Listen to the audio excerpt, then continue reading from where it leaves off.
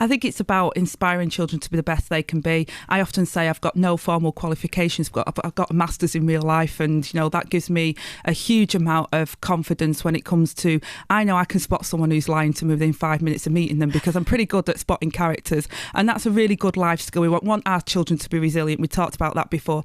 My eldest son's 19 now, and I said, as long as you're happy, son, and you're not doing any harm to anybody, then to me in life I don't care which profession you go into, because I was a home help and I was a manual worker, paid really low, but you know what, I helped people die with dignity and respect, and that was the best job I ever had. So let's hang on a second here, Angela, because some people will be listening to you and thinking, God, who is that woman? She sounds amazing. What is she? She's the Shadow Education Secretary. Did she just say she doesn't have any formal educational qualifications? What on earth's going on there?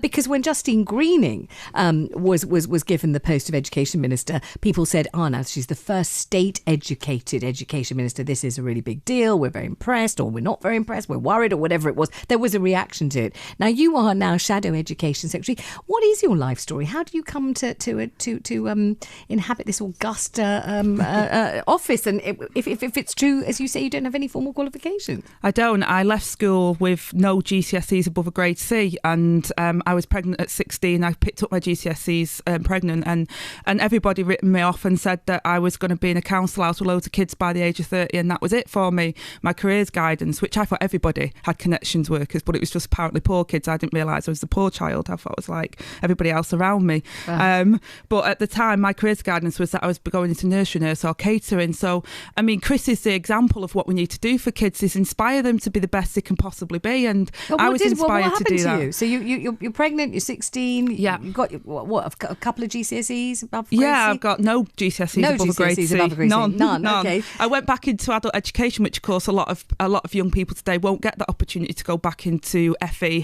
further education, because it's been cut, which is terrible. Yeah. But I went back into further education. I was given Sure Start centres that helped me to be a good mum, because of course my mum wasn't able to read or write. She was failed by the system, and she didn't know how to instill those things, values into me. We've got to help our children of today and help every child to succeed.